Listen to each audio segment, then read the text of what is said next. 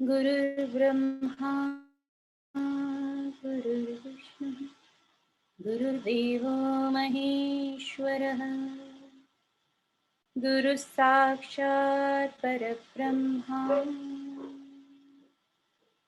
तस्मै श्री गुरवे नमः। तस्मै श्री श्री गुरवे नमः। गुरवे सर्वलोकानां विषये भवरोगिणां निधये सर्वविद्यानां दक्षिणामूर्तये नमः।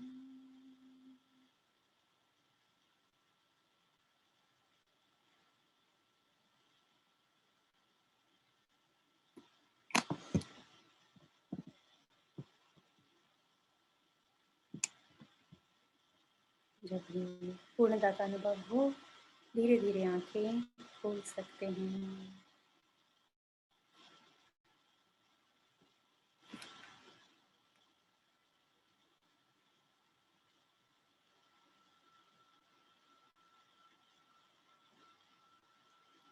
बदौ गुरुपद पदम परागा सुरुचि सुवास सरस अनुरागा अमियमूरिमय चूरन चारु समन सकल भव रुज परिवारु बनो लक्ष्मण पद जल जाता शीतल सुभग भगत सुखदाता रघुपति कीरति विमल पताका दंड समान भयउ जस जाका जनक सुता जग जनीन जानकी अतिशय प्रिय करुणा निधान की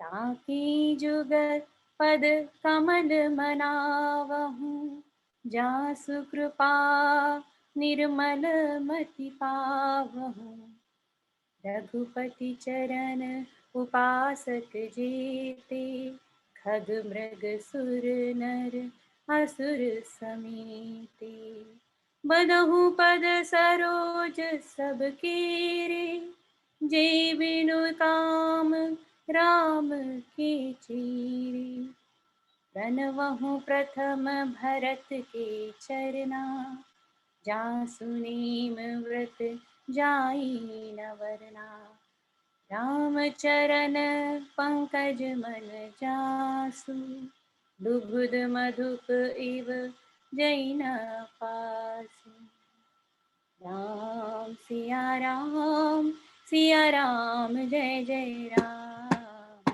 राम सिया राम जय जय राम मंगल भवन अमंगल हारी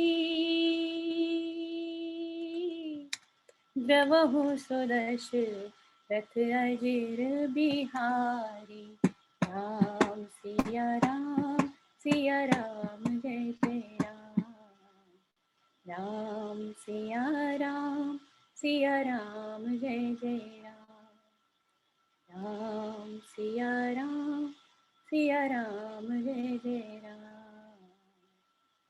राम सिया राम जय जय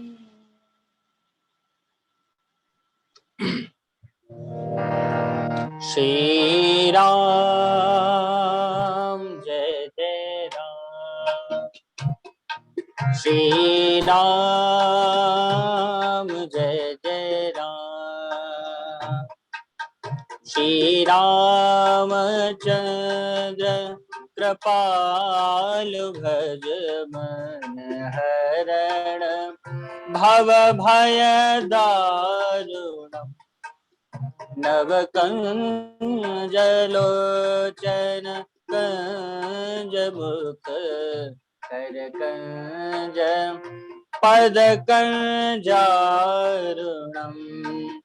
कंदर्प अगणित अमित छवि नव नील नीरद सुंदरम पटपीत मानहु तड़ित रुचि सुचि नोमि जनक सुतावरम श्री राम जय जय राम सीताराम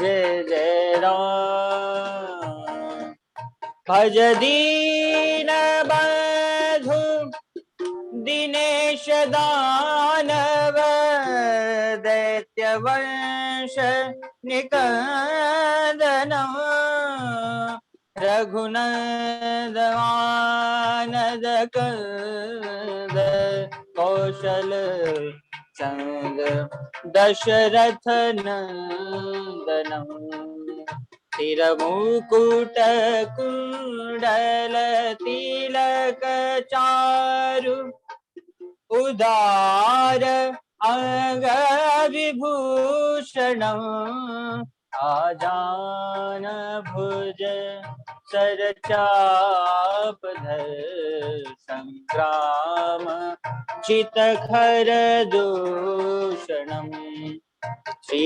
राम जय जय राम सीताराम जय जय राम हितवादती तुलसीदास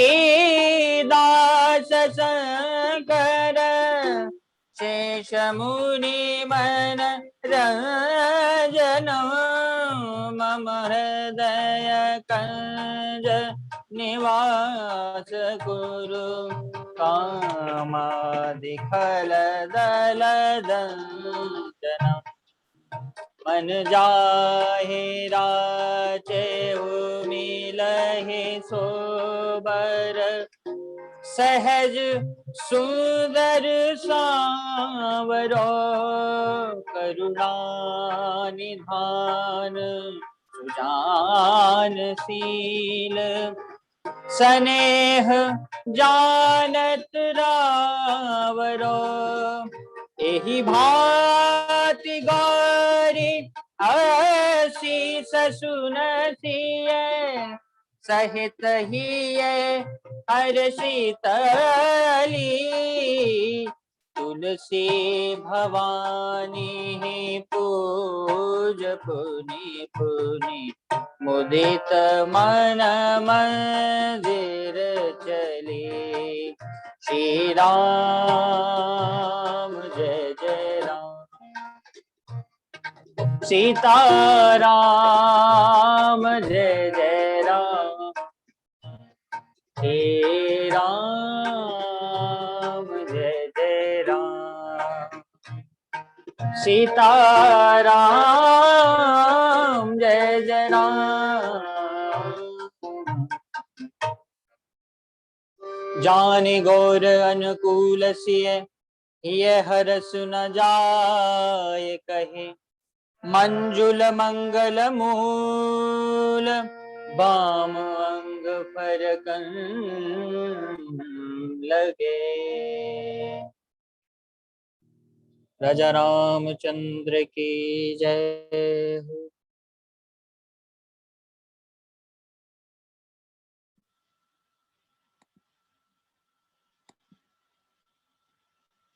सियावर रामचंद्र जी की जय।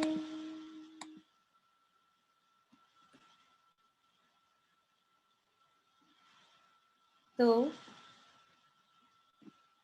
राम नाम का स्मरण हुआ कल भी और आज भी? यस नो लिख रहे हैं हम सब।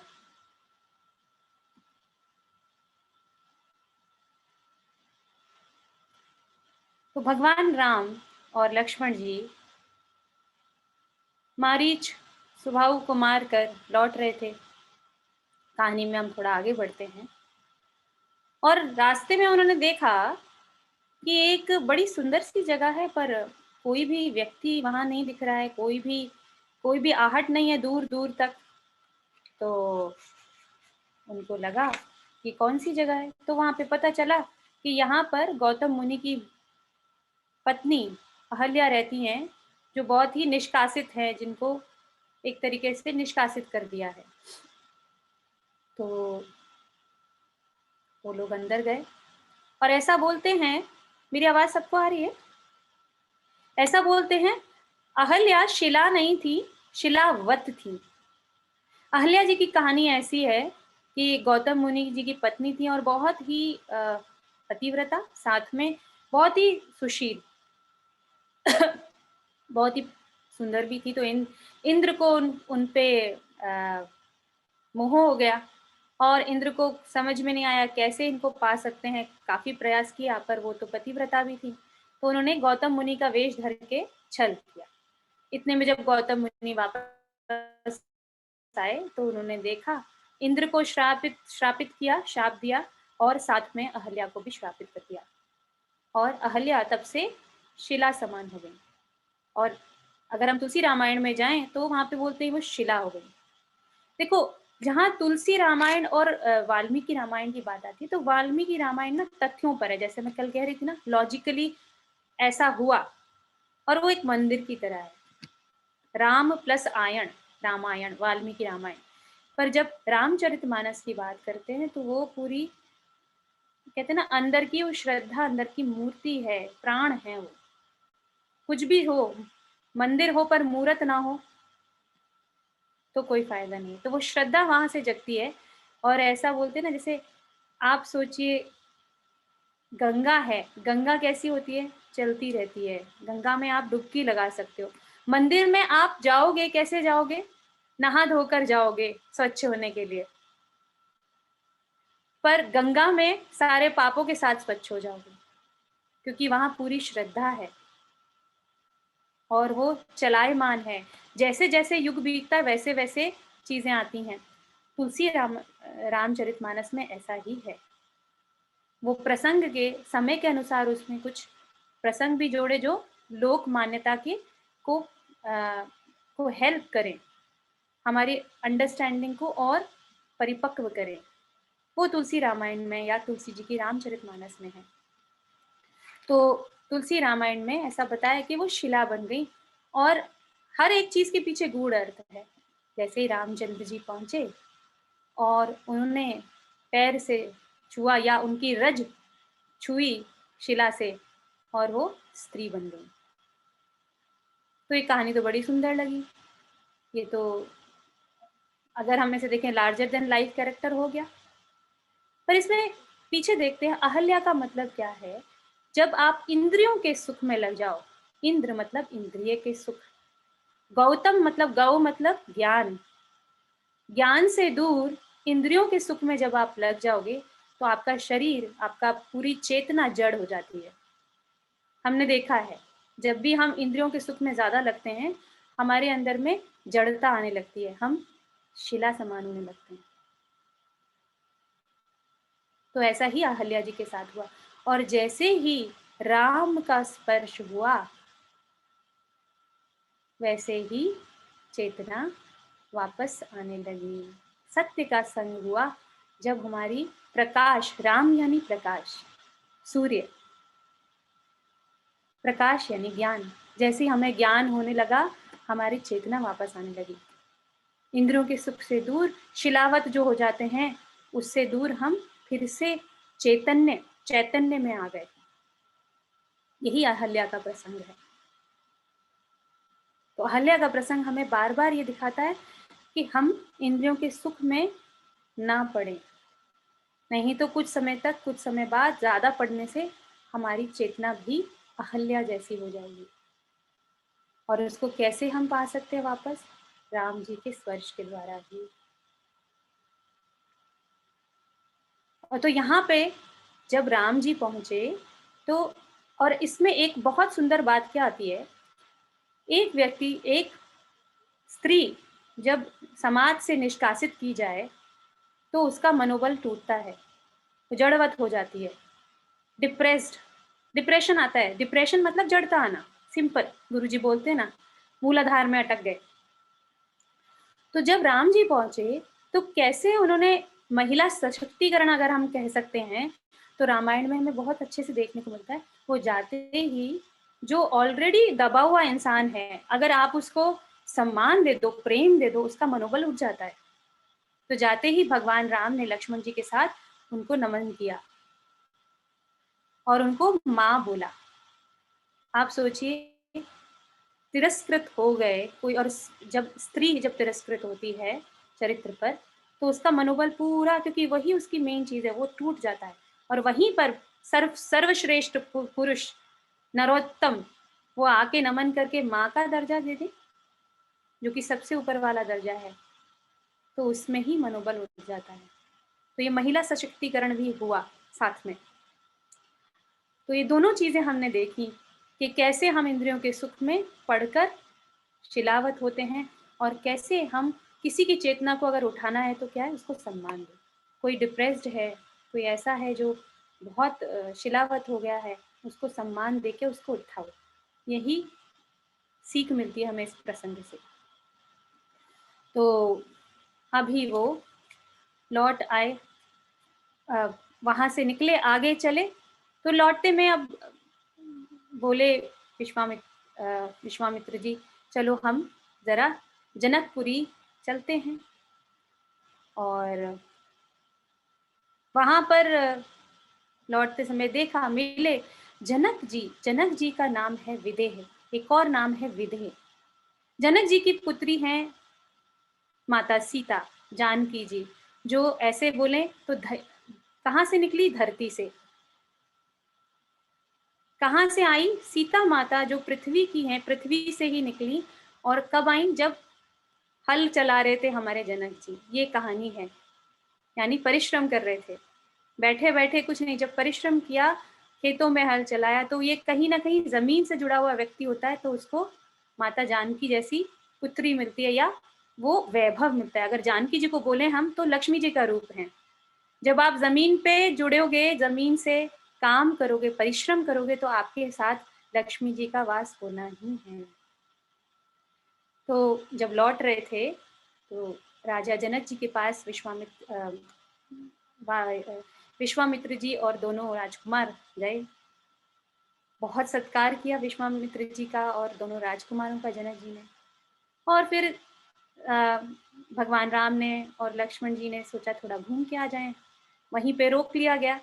वो घूमने निकले, घूम के विहार करके आए। लोगों ने देखा, उनका रूप देख के मंत्रमुग्ध हो गए।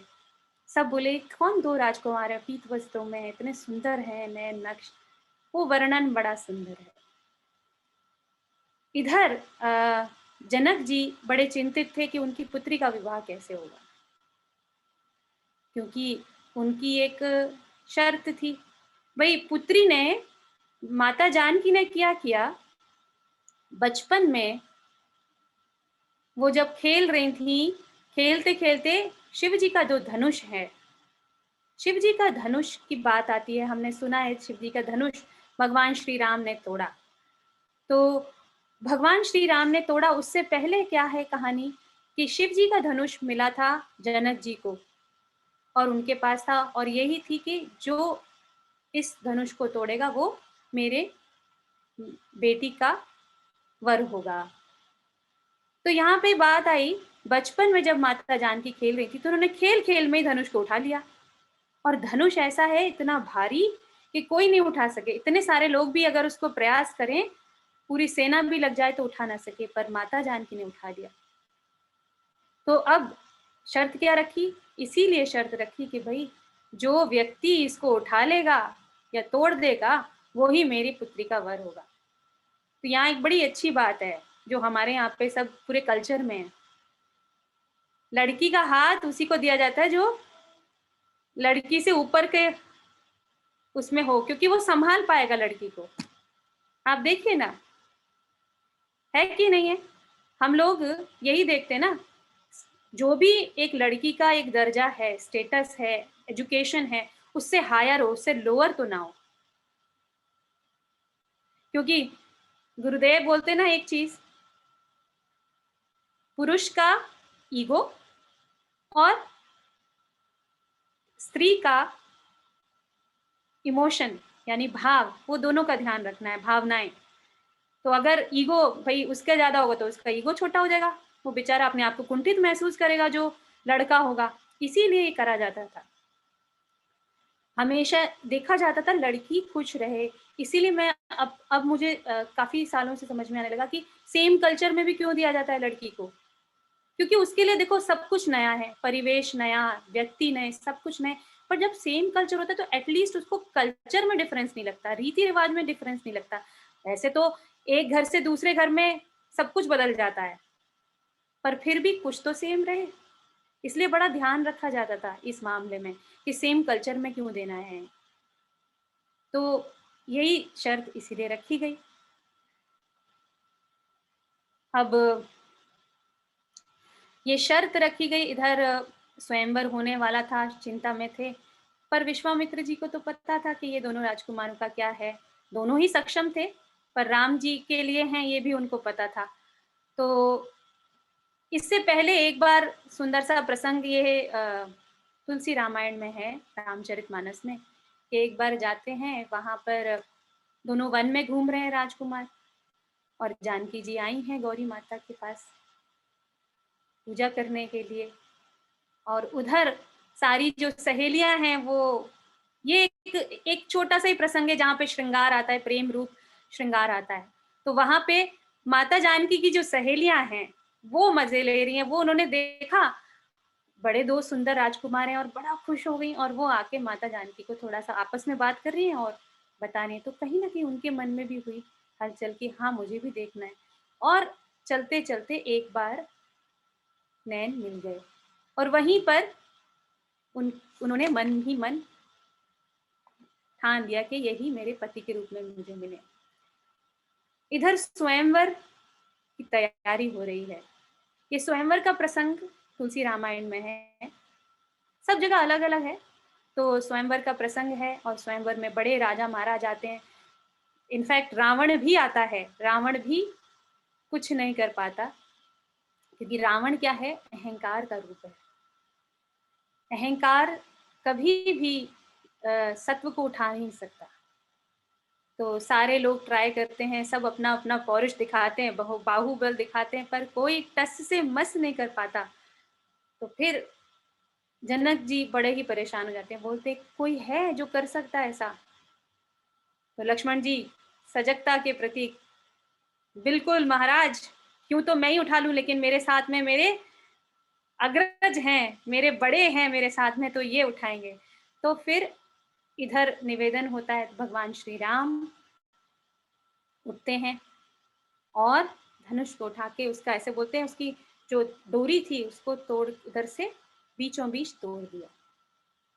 राम सिया राम जय जय राम, राम सिया राम जय जय राम, राम सिया राम जय जय राम, राम सिया राम जय जय राम।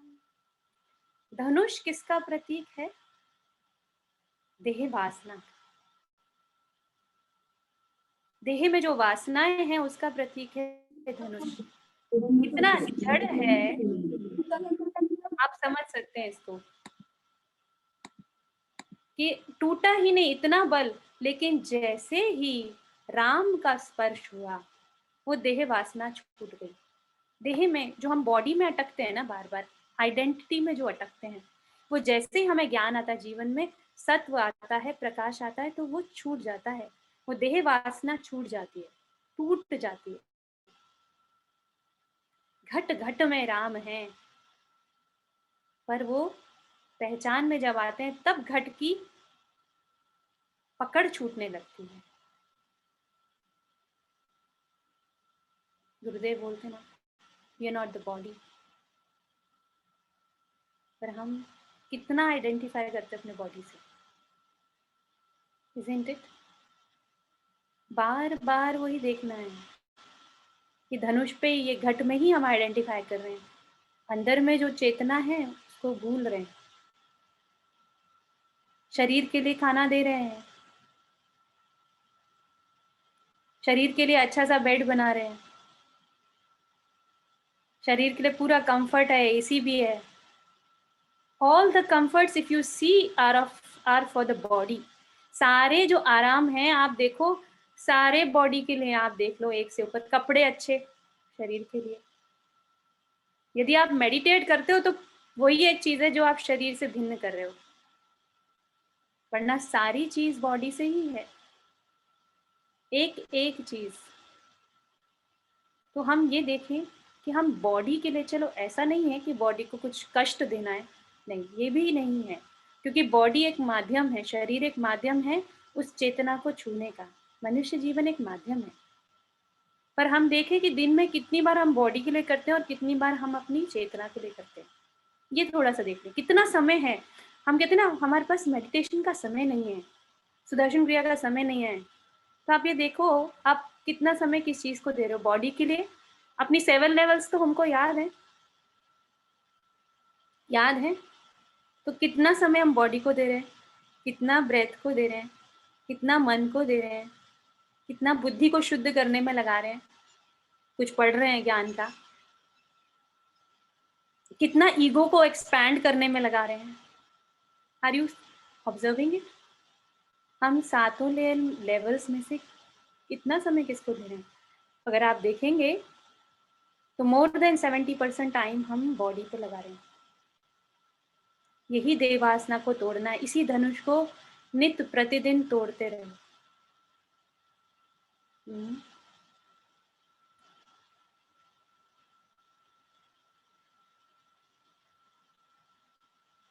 और जब सदगुरु आते हैं तो ये बहुत सहज हो जाता है,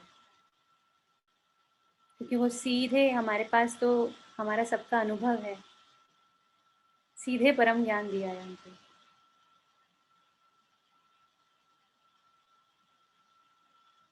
लोग वर्षों वर्षों लगा देते हैं पढ़ने में, उसको साधने में इतनी तपस्या होती है। हमें तो कोई तपस्या नहीं करी, सीधे सुदर्शन क्रिया मिल गई। वो अनुभव, जो समाधि का अनुभव, वो पहले ही मिल गया, और फिर भी हम देह वासना में बार बार पढ़ रहे हैं, तो बार बार सोचना पड़ेगा हमें।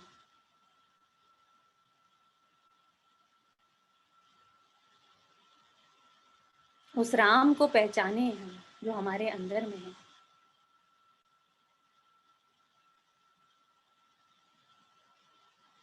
क्या है राम?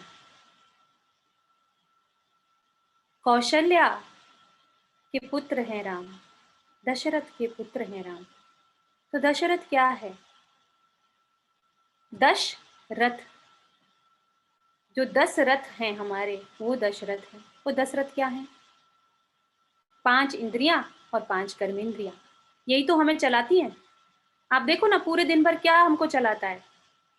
या तो 5 कर्मेंद्रियां से हम चलते हैं, इन्हीं पे आधार हमारे कर्म होते हैं, या 5 कर्मेंद्रियां होती हैं, ज्ञानेंद्रियां और कर्मेंद्रियां। ज्ञानेंद्रियां क्या है? जिनसे हम ग्रहण कर रहे हैं, आंख, नाक, कान, त्वचा, ये सबसे ग्रहण कर रहे हैं ना, मुंह, वी आर रिसीविंग। और कर्मेंद्रियां क्या है? जिनसे हम एक्शन कर रहे हैं, हाथ, पैर, मलद्वार, है ना, ऐसे कर्मेंद्रियां। तो ये पांचों द्वार के जिनके कंट्रोल है, पांचों, और दोनों 10, 5 और 5, 10 इंद्रियों पर जिनका कंट्रोल है, दशरथ, वो दशरथ है। और कौशल्या क्या? जो कुशलता की खान है। तो जब 10 रथ पे कंट्रोल हो और कुशलता जीवन में हो, तो जीवन में प्रकाश आता है और जीवन में राम आते हैं।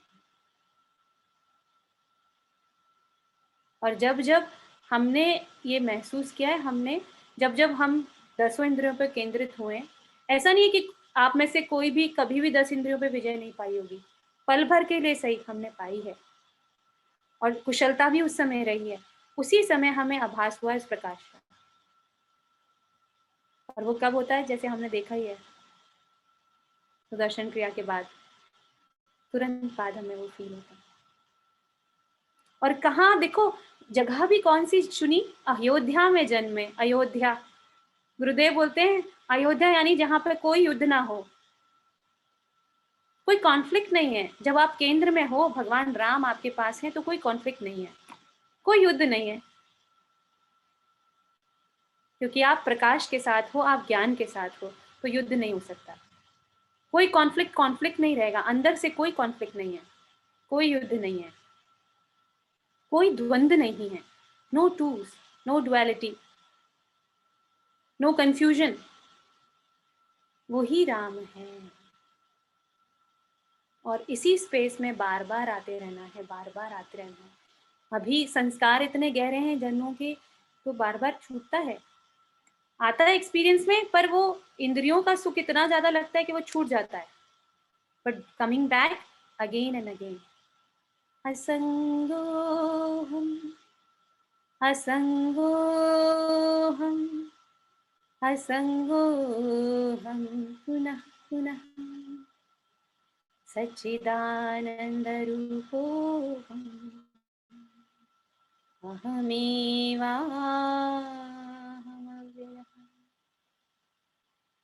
बार बार संग छोड़ते जाए, बार बार।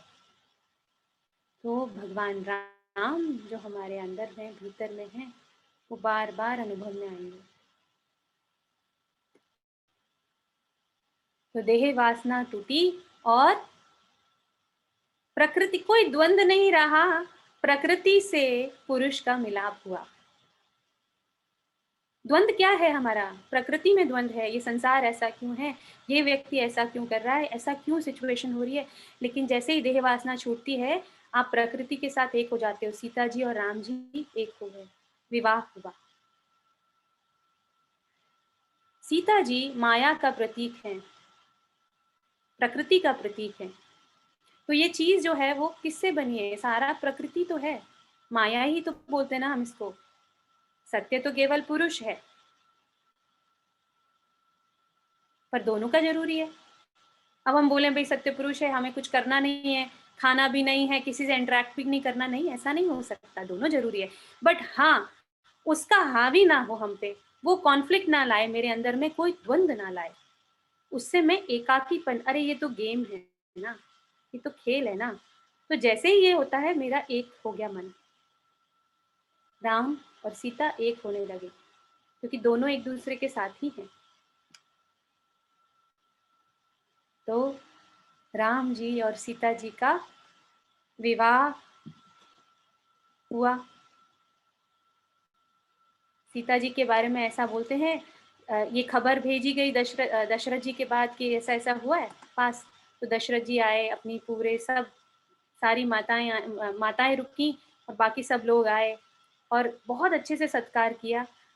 और यहाँ पे एक चीज तुलसी रामायण में आती है कि जनक जी जब आए, पूरा राज दरबार आया, सारे लोग जो बारात आई, तो कोई कमी नहीं रह जाए, तो सीता जी ने अपनी शक्ति के द्वारा, क्योंकि वो तो जगत जननी है, वो तो माया है, वो तो प्रकृति है, वो तो लक्ष्मी जी का रूप है, तो उन्होंने अपनी सारी जो सिद्धियों से ये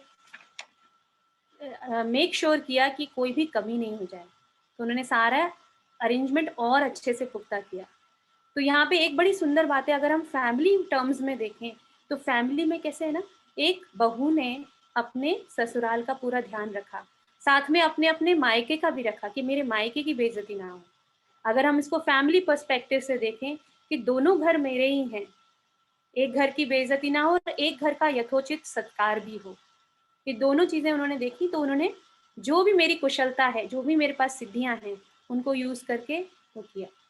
तो दिस इज हाउ एक लेडी, पूरे अगर हम इस पूरे रामायण में देखेंगे कि एक महिला का क्या रोल होता है ना, वो हमें बहुत क्लियरली समझ में आएगा।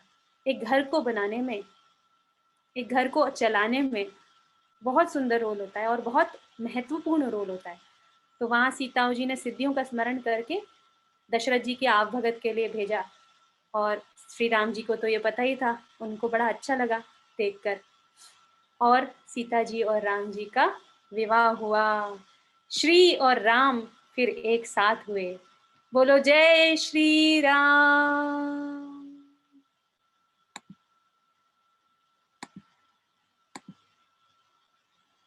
हम एक भजन लेते हैं, विवाह के उत्सव है और मनाते हैं इस उत्सव को।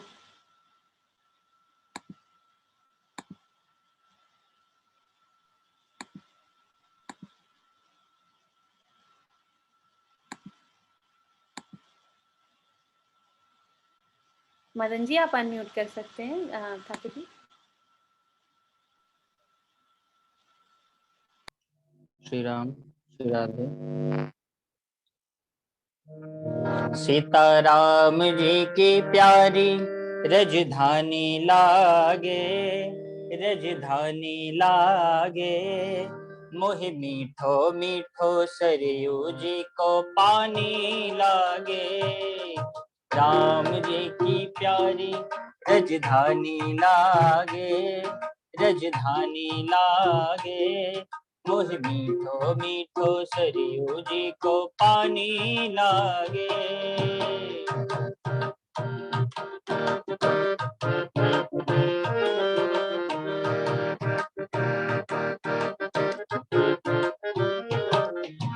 धन्य कौशला धन्य के कई धन्य सुमित्रा मैया।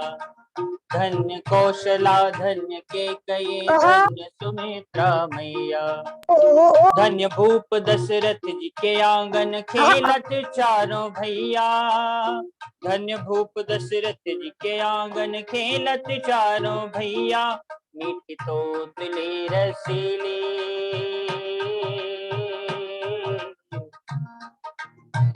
ओ मीठी तोतली रसीली प्रभु की वाणी लागे, वाणी लागे। मोहि मीठो मीठो सरयू जी को पानी लागे। सीताराम जी की प्यारी रजधानी लागे, रजधानी लागे। मोहि मीठो मीठो सरयू जी को पानी लागे।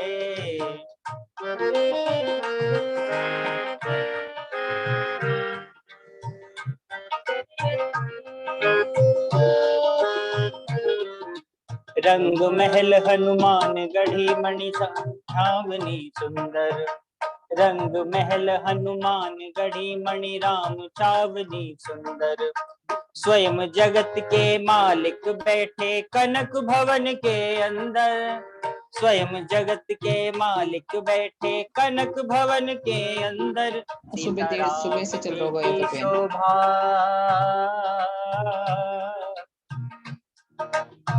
ओ सीताराम जी की शोभा सुख खानी लागे, सुख खानी लागे। मुझे मीठो मीठो सरयू जी को पानी लागे। सीताराम जी की प्यारी रजधानी लागे, रजधानी लागे। मुझे मीठो मीठो सरयू जी को पानी लागे।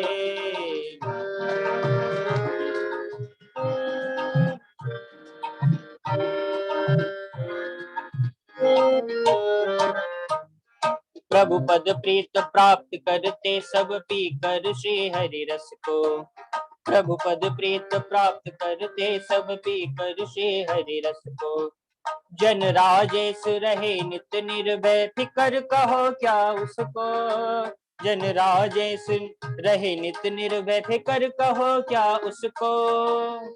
और जिसको मात पिता रघुराज सिया महारानी लागे, महारानी लागे। मोहे मीठो मीठो सरयू जी को पानी लागे।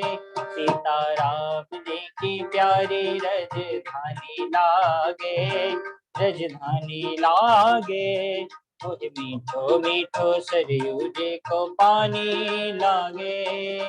मीठो मीठो सरयू जी को पानी लागे। मीठो मीठो सरयू जी को पानी लागे।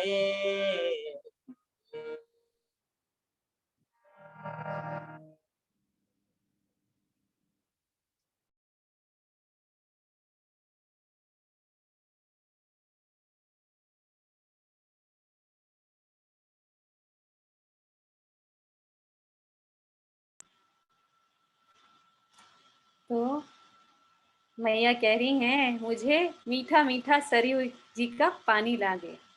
तो यही एक भाव बताया है कि जब विवाह हो जाता है तो कैसे हमारा परिवार एक और हम एक फील करते हैं एक नए परिवार से। आजकल सारी प्रॉब्लम ही वही है कि हम पीछे के परिवार को छोड़ के ही नहीं आते। छोड़ने का मतलब ऐसा नहीं है कि उनका ध्यान नहीं रखना, और नए परिवार को अपनाते नहीं हैं। इस भजन में यही बताया कि कैसे वो पूरा परिवार को अपना लिया, उस जगह को, इस रीति रिवाज को अपना लिया। It is very necessary. एक फैमिली को बिल्ड करने के लिए, एक परिवार को बनाने के लिए बहुत आवश्यक है कि जो नया परिवार है उसको भी उतने ही खुले मन से स्वीकार किया जाए। जब कंपैरिजन आता है ना, तभी लाइफ में दिक्कतें आती हैं। हमारे घर में तो ऐसा नहीं होता था, है ये, हर घर में यही दिक्कतें हैं। हम कितना भी बोले आउटडेटेड की बात है, ये आउटडेटेड नहीं है, इन है ये बात। अब ये इसलिए पता नहीं चलती क्योंकि न्यूक्लियर हो गई फैमिलीज, अलग अलग रहने लग गए हैं। पर बात तो वही है। अभी भी 4 दिन, मुझे भी पता है, काफी लोग मैं जानती हूँ, 4 दिन अगर सास ससुर के साथ रहते हैं तो आती है समस्या। और इसमें ये नहीं कि लड़की का दोष है या सास ससुर का, इन लॉज का है। आई थिंक दोनों जगह से चाहिए। अभी पहले से कहीं ना कहीं सहनशीलता सबकी खत्म हो गई है, और एक भाव कि परिवार को बांधे रखना है वो शायद कहीं चला गया है।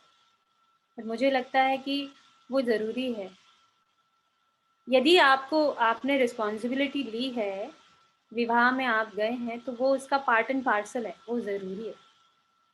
नहीं तो ठीक है, न्यूक्लियर फैमिलीज में जी रहे हैं, बट अभी तो हमें समझ में भी आ रहा है काफ़ी कुछ कि साथ में चाहिए, लोग चाहिए आपको। आप यू कैन नॉट, आप अकेले नहीं रह सकते हो।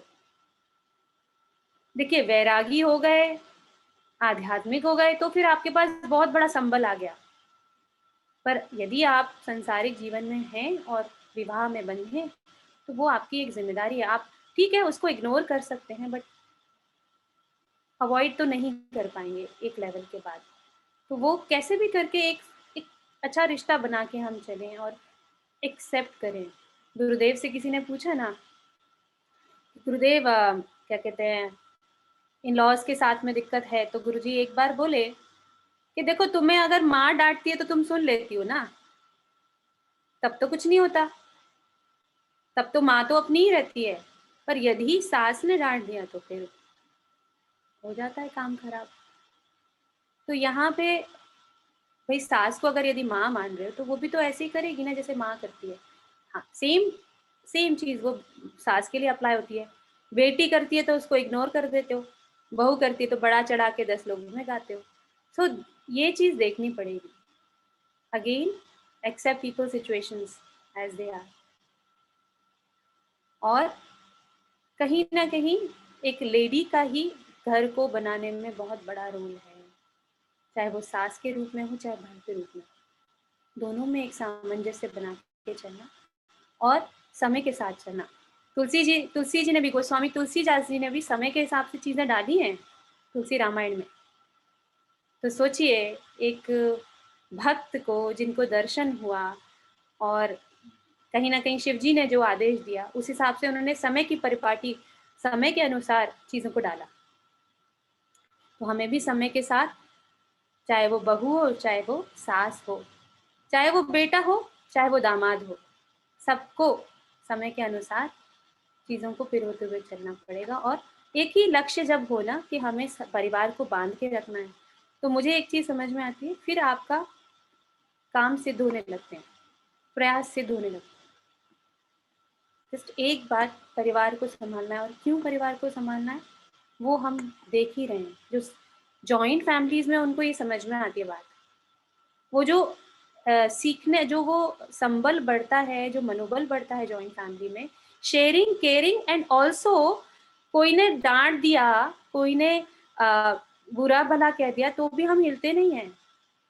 आप न्यूक्लियर फैमिलीज में जाइए, बच्चों को बड़ी दिक्कत होती है, शेयरिंग करने में दिक्कत हो जाती है, अपना अपना बड़ा आ जाता है उनके अंदर में।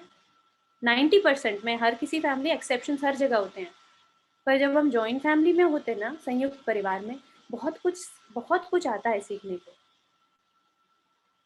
और आजकल के कल्चर में बच्चे ऐसे ही बनते जा रहे हैं जो सुन भी नहीं सकते कुछ भी। माँ बाप पे तो जोर चला लेते हैं और माँ बाप भी मोह के कारण कुछ बोलते नहीं है। पर जैसे ही वो एक संयुक्त परिवार में होते हैं जहाँ उनको दादी दिखते हैं, दादा दिखते हैं, जो भी चाचा चाची, ताऊ ताई या बुआ जो भी दिखते हैं, उससे बहुत कुछ सीखते हैं बच्चे। और सिर्फ माँ बाप भी करते करते ना, मैंने देखा फैमिलीज में परेशान हो जाते हैं। पर जैसे ही वो बच्चा दादी दादा के पास जाता है, कुछ समय वहां बिताता है, कुछ उनसे सीखता है, कुछ बुआ के पास, चाचा ताऊ जो भी हैं, जो भी रिलेशन आपके घर में, उनके साथ थोड़ा थोड़ा समय भी बिताता है, एक तो माँ बाप का भार कम हो जाता है, दूसरा उनके पास बहुत कुछ सीखने लगते हैं बच्चे। तो एक कंट्रीब्यूशन कैसे करना है फैमिली में और सोसाइटी में, वो आने लगता है। तो ये यही बात हुई सीता जी और भगवान राम, दोनों माता जानकी और भगवान राम आराम से खुशी खुशी पूरी बारात गाजे बाजे के साथ अयोध्या में आ गए। और शिव जी और पार्वती जी में तो संवाद चल ही रहा है। तो शिव जी हमारे भक्त हैं भगवान राम के। बचपन में भी उनके दर्शन के लिए आए थे, जब बालक रूप में शिव जी और काकभुसुंडी जी दोनों आए थे दर्शन के लिए, ऐसा बोलते हैं, दोनों एक साथ ही थे। तो शिव जी हमारे जो भक्त हैं श्री राम जी के, वो पार्वती जी को बताते हैं कि अब सीता राम नाम की महिमा क्या है। अभी तक तो राम थे, अब सीता राम, जय श्री राम, उसकी महिमा क्या है। सिया राम में सब जग जानी, करहु प्रणाम जोरी जुग पानी। सारा जग सिया राम नाम में ही है, क्योंकि जहाँ पुरुष और प्रकृति है वो सबको समेट लेता है, सब उसके अंदर में है। तो भगवान शिव जी बोलते हैं, जिनकर नाम ले तू जग माही, जिनका नाम जग लेता है, सकल अमंगल मूल नसाही। सारे जो अमंगल है वो जड़ से ही खत्म हो जाते हैं, नष्ट हो जाते हैं। राम सिया राम, सिया राम जय जय राम, राम सिया राम, सिया राम जय जय राम। मंगल भवन अमंगल हारी, द्रवहु सुदशरथ अजिर बिहारी। राम सिया राम, सिया राम जय जय राम, राम सिया राम, सिया राम जय जय राम। दीन दयाल बिरदु संभारी, हरहु नाथ मन संकट भारी। राम सिया राम, सिया राम जय जय राम, राम सिया राम, सिया राम जय जय राम, राम सिया राम, सिया राम जय जय राम, राम सिया राम, सिया राम जय जय राम, राम सिया राम, सिया राम जय जय राम, राम सिया राम, सिया राम जय जय राम।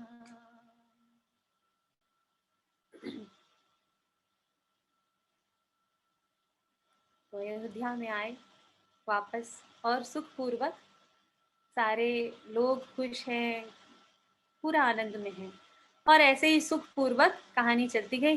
कुछ 11 वर्ष बीत गए, ऐसा बोलते हैं 11 वर्ष बीत गए। अब दशरथ जी हैं, वो बोलते हैं अब मैं थोड़ा वृद्ध हो रहा हूँ और अब मैं भी थोड़ा रिटायर होना चाहता हूँ। रिटायरमेंट प्लान उनके पास पहले से ही था। रिटायरमेंट प्लान था कि भाई सबसे बड़े बेटे को राज्याभिषेक कर देंगे और हम लोग वानप्रस्थ में चले जाएंगे, या फिर घर में बैठ के रिटायर करेंगे, जो भी है। तो उन्होंने अपने गुरु से बात की। देखो, हर चीज में गुरु जरूरी है। हर चीज, हर बड़ा डिसीजन में it is very necessary to have someone to guide you. कोई भी आपको गाइड करने वाला बहुत जरूरी है बड़े बड़े निर्णयों में। तो उन्होंने वशिष्ठ जी के पास मिलने गए, बोले कि भाई मैं वृद्ध हो रहा हूँ और मुझे लगता है भगवान मेरे बड़े बेटे राम को मैं दे दूँ, हाँ राज्याभिषेक कर दें। तो उन्होंने पूछा, तो वशिष्ठ जी बोले हाँ बिल्कुल ठीक है। तो बोले वशिष्ठ जी से पूछा उन्होंने कब करूं? तो उन्होंने कहा सुदिन सुमंगल तबहि जब राम होई जुगराजू। जब आप घोषित कर दो तभी वो सुंदर दिन है, अलग से सोचने की बात ही नहीं है।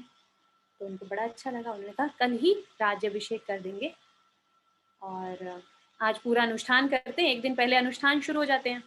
तो उन्होंने जाकर खबर भिजवा दी और सारी तैयारियां शुरू हो गई। इलेबोरेट प्रोसेसेस, सारे रीति रिवाज इलेबोरेट जो होते हैं, शुद्धिकरण वो सब प्लस सारी पूजाएं के लिए। तो अब ये बात मंथरा को पता चली। मंथरा जो है वो मंद बुद्धि का प्रतीक है। मंथरा मंथरा जो थी वो कैकेयी की दासी थी, हमको सबको पता है। अब ये हुआ क्या कि सरस्वती जी ने बुद्धि फेरी, ऐसा बताते हैं। मंथरा की बुद्धि फेरी, उनकी जीभ पे जाके बैठ गई और मंथरा से बुलवाया। उनके अंदर में कली का प्रवेश हुआ। कली मतलब कलियुग कह लीजिए, कलियुग तो अभी है, पर कली मतलब जो कलह करवाए। एक डेफिनेशन ऐसी भी है कली की, कलह जो कराए। कलह का मतलब होता है जो कॉन्फ्लिक्ट पैदा करे, है ना। कलह हो गया घर में, कलेश हो गया जिसको बोलते हैं। तो मंथरा ने शुरू किया भड़काना कैकेयी को। कैकेयी जो थी वो राम सबसे प्रिय थे उनको, भरत से भी ज्यादा प्रिय थे राम, बहुत प्रेम करती थी। और एक बार की बात है जब सबको पता होता है नॉर्मली राज्य में यही होता है कि सबसे बड़े बेटे को राज्य दिया जाता है। तो उनको पता था कि राम का ही अभिषेक होगा, तो वो बोलती थी कि राम तुम्हारा अभिषेक होगा, बड़ा अच्छा होगा, हम ये सब करेंगे। तो भगवान राम बोलते हैं ये तो बड़ी गलत बात है। देखो हम सब लोग, हम चारों भाई एक साथ पैदा हुए एक ही समय पे आसपास में, और ये तो गलत बात है कि राज्याभिषेक मेरा ही हो। तो वो सोशलिज्म जो कॉन्सेप्ट है वो वहां से शुरू होता है। आज का कॉन्सेप्ट नहीं है कि सबको बराबर मिले, वो भगवान राम ने तभी लिख दिया था, है ना। सोशलिज्म का कॉन्सेप्ट वही था। तो माता कैकेयी हंस के बोलती है नहीं होगा तो तुम्हारा ही। पर अब जब मंथरा की जब बुद्धि फिरी, तो मंथरा की बुद्धि फिरने के बाद कैकेयी में भी वो असर पड़ गया। तो कैसे संघ का असर पड़ता है, कैसे एनर्जी का ट्रांसफर होता है, वो हमें समझ में आता है इससे। तो कैकेयी ने भी अपना अब रोल प्ले किया। कई लोग बोलते हैं कैकेयी जो राम को इतना प्यार करती थी, वो उन्होंने ऐसा क्यों किया। तो बड़े सारे कारण आते हैं, जिसमें गुरुदेव ने बहुत अच्छे से बोला है कि कैकेयी ने एक्चुअली देवताओं का काम किया।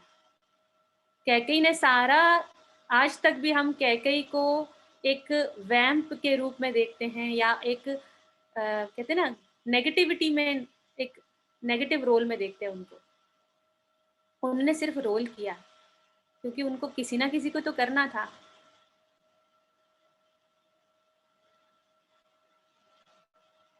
तो कैसे वो करी, उनका सरस्वती जी ने, देवताओं ने आके उनसे प्रार्थना करी कि आप ये करिए, नहीं तो राक्षस मारे कैसे जाएंगे। अगर राम राज्य करने लगे तो राक्षसों को मारेगा कौन।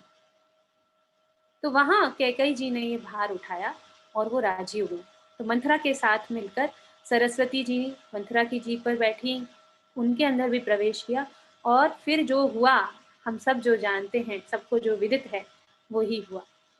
कैकेयी ने आग मंथरा, अब मंथरा को अगर हम देखें तो मंथरा मंद बुद्धि होती है। मंद बुद्धि ना कलह ही करवाती है। मंद बुद्धि मैं और मेरा देखती है, छोटी बुद्धि हमेशा मेरा मेरा देखती है कि मुझे चाहिए, मेरे बेटे को मिल जाए, मेरे घर में ये हो जाए, मेरे पास ये आ जाए, मेरे में ये टैलेंट आ जाए, मेरे साथ इतने लोग जुड़ जाएं कि मैं आ जाता है। वही मंद बुद्धि है, और वही मंद बुद्धि हमेशा कलह करवाती है। तो वैसे ही हुआ, कैकेयी को उन्होंने याद दिलाया कि भाई तुम्हारे पास तो 3 वर हैं। तीन, कई जगह 3 बोलते हैं, कई जगह 2 बोलते हैं। तो तुम मांग लो राजा से। उन्होंने पूरा उनको प्लान समझा दिया। तो कैकई जी कोप भवन में जाके बैठ गई। तो ये भी एक अच्छी बात है, पता है कितना सुंदर है कोप भवन का कॉन्सेप्ट, कि आपको अगर गुस्सा है तो कई लोग आपको समझ नहीं पाते गुस्सा हो कि नहीं हो, और अजीब तरह से वो हो जाता है। आप जाके एक कॉर्नर बना दिया आपके लिए घर में, मतलब वहां तो महल था तो एक अलग महल ही था, भवन ही था पूरा एक। वहां जाके आप अपना गुस्सा प्रदर्शित करो और अपना मन ठीक करके आ जाओ। गुरुदेव बोलते हैं ना, पहले के जमाने में क्या होता था, गुरु को शिष्य परंपरा में, जैसे कोई बड़ा डिप्रेस्ड है, मन खराब चल रहा है उसका, या नेगेटिविटी में है, तो उसको ना उससे साइड हो जाते थे थोड़े दिन के लिए लोग, कि उसका अपने आप नॉर्मल हो जाए तब वापस में उसको लेंगे। तो ये भी एक अच्छा है कि हर जगह कूड़ा नहीं फैलाना, एक एक जगह में, जहाँ एक स्थिति में आप एक जगह अपने मन को संभाल के फिर वापस आ जाओ। हर जगह अपना जो मन का प्रॉब्लम है किसी को नहीं शेयर करना, अपने फैलाना नहीं, बस एक जगह जाके उसमें थोड़ा शांत होके फिर वापस आ जाओ। और जो आपकी समस्या है वो भगवान राजा आके एड्रेस कर देंगे, समझ लेंगे भाई क्या किस वजह से गुस्सा हो। और वो ही हुआ जब दशरथ जी को पता चला, और वो तो सबसे छोटी रानी, पहले थी कौशल्या जी, दूसरी सुमित्रा जी, और तीसरी हमारी कैकेयी जी। तो कैकेयी जी सबसे छोटी, सबसे प्रिय उनको। और वो जाके थोड़े बोले कि क्यों गुस्सा है, मिले जाकर। और शुरू हो गई कैकेयी जी हमारे, और उन्होंने बोला कि तुमने मुझे वर दिए थे राजा, राजन, अब ये समय आ गया है आप अपने वरों को निभाओ। तो अब तो उनके पैरों तले जमीन खिसक गई। कैकेयी जी बहुत बड़ी योद्धा रही हैं। कैकेयी जी बहुत, उनका एक हाथ भी वज्र का था। उन्होंने आ, अपने समय में जो दुर्वासा ऋषि थे, उनके गुरु थे, उनकी बहुत सेवा की थी, और उन्होंने कहा था तुम्हारा एक हाथ वज्र का हो जाए। तो जब एक युद्ध हुआ देवताओं का, तो देवताओं ने राजा दशरथ जी से मदद मांगी। राजा दशरथ जी कैकेयी जी के साथ युद्ध करने गए। तो कैकेयी जी उनका रथ चला रही थी, और इतने में गड्ढे में उनका पहिया निकल गया। तो अपना हाथ उन्होंने लगाया था और राजा के प्राण बचाए थे। तब राजा ने खुश होकर कहा था कि 3 वर मांगो। तो कैकेयी जी थोड़ी समझदार थी, उन्होंने कहा अभी नहीं, जब समय आएगा तब मांगेंगे। तो कहते ना, दुख में श्राप मत दो और सुख में वचन मत दो। और एक बड़ा मैनेजमेंट का अच्छा पॉइंट है यहाँ पर, never promise which you can't fulfil. वो प्रॉमिस मत करो जो जिसको आप पूरा कर नहीं पाओ, वो वचन मत दो जिसको आप पूरा ना कर पाओ। बड़ा सुंदर सा मैनेजमेंट का पॉइंट है यहाँ पर। हम ऑलमोस्ट क्या करते हैं, जब खुश होते हैं ना, जब ऊपर उड़ रहे होते हैं, तो बोलते हैं अच्छा ये कर देंगे, ये कर देंगे। और बहुत सारे मैनेजमेंट में हम देखते हैं ना, बहुत सारे क्लेम्स कर देते हैं, अच्छा हाँ इस डेडलाइन पे काम हो जाएगा, जबकि वो ओवर है, हमारी कैपेसिटी से बियॉन्ड है, हम फुलफिल नहीं कर सकते, फिर भी हम उसको दे देते हैं उस डेडलाइन को, या बोलते हैं कि ये काम हो जाएगा। तो वो गड़बड़ है बात। तो never promise which you can't achieve. तो वहाँ पे अब वचन दे दिए। तो इसके पीछे पूरा एक स्टोरी है। तो कैकेयी माँ ने बोला, माता कैकेयी ने, कि मुझे 2 वचन चाहिए आपसे अभी। पहला कि भरत का राज्य अभिषेक हो, और दूसरा राम को वनवास दो 14 वर्ष का। क्लियर कट टाइम भी बता दिया। तो अब ये बात आई, ठीक है भाई, राज्य अभिषेक भरत को कर देंगे, पर तुमको राम को क्यों वनवास देना? तभी ये प्रश्न उठा आप लोगों के मन में। भाई राज्य अभिषेक तक तो ठीक है, मेरे बेटे को राज्य मिल जाए, पर राम को क्यों वनवास दिया जाए? तो इसके साथ इसके पीछे जो इतने सारे कारण थे, उसमें कुछ कारण ये है कि आप जब 14 वर्ष, मतलब 5 कर्मेंद्रियां, 5 ज्ञानेंद्रियां, मन बुद्धि चित्त अहंकार, 14, जब ये 14 चीज आपके कंट्रोल में है तभी रावण मरेगा। कैकेयी माता को ये पता था कि रावण को मारना जरूरी है। कैकेयी माता बहुत ज्ञानी थी, ज्ञाता थी। She was very very wise and intelligent lady. उन्होंने ये स्वीकार किया, और आज तक वो भार गंदगी का उठा रही हैं अपने ऊपर। तो अगर रावण को मारना है यानी अहंकार को मारना है, रावण मतलब अहंकार, अहंकार को मारना है तो हमें पांचों कर्मेंद्रियों पर, पांचों ज्ञानेंद्रियों पर और साथ में मन बुद्धि चित्त, इनको वश में करना पड़ेगा, तभी हम रावण को मार पाएंगे। तो ये 14 वर्ष इस चीज का प्रतीक है। और एक और था कि महाराज अनरण्य करके हुए थे, जो सूर्यवंशी थे, जो भगवान राम के अग्रज, उनके पूर्वज थे, अग्रज पूर्वज थे। तो उन्होंने रावण को श्राप दिया था कि तुम्हें मेरा वंशज ही मारेगा। कोई एक युद्ध हुआ था, उसमें बोला था। उस टाइम में 14 वर्ष बाकी थे, इसलिए 14 वर्ष का वनवास मांगा। और उनको पता था राज्य अभिषेक यहाँ पे रहेगा तो होगा ही नहीं, वो मिलेगा कैसे, कैसे सीता का हरण होगा, कैसे कुछ होगा, इसलिए वनवास मांगा। तो ये सब के लिए ही राम का वनवास हुआ। और फिर कहते हैं ना, हो यही सोई जो राम रची राखा, वही होगा जो राम जी ने रच रखा है, जो भगवान ने रच रखा है, होना वही है। राम सिया राम जय जय राम, राम सिया राम जय जय राम, राम सिया राम जय जय राम, राम सिया राम जय जय राम।